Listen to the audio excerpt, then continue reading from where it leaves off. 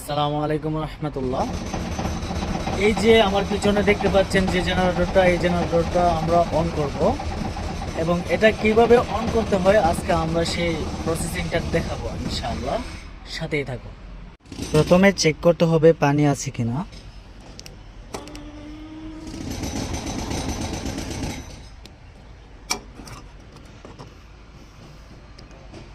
এই যে জেনারেটরে পানি আছে, ঠিক আছে, পানি আছে, ওকে।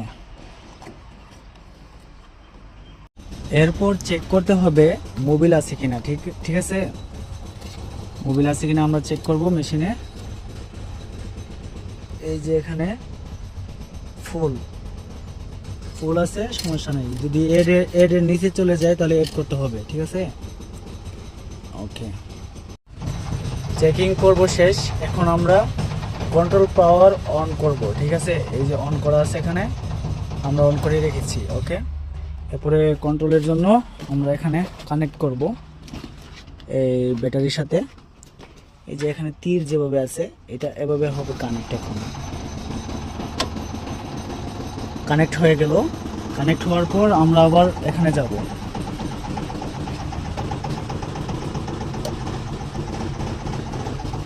এই যে এখানে পাওয়ার চলে আসছে।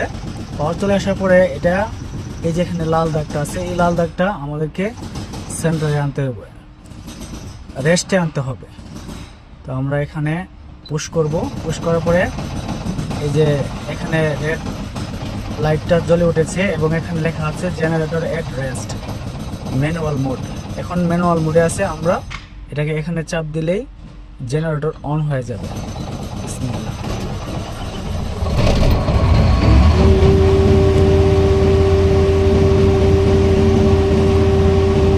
জেনারেটর অন হওয়ার পরে এখানে দেখতে হবে ভোল্টেজ ঠিক আছে কিনা। জেনারেটর এখন অ্যাভেলেবল, ঠিক আছে।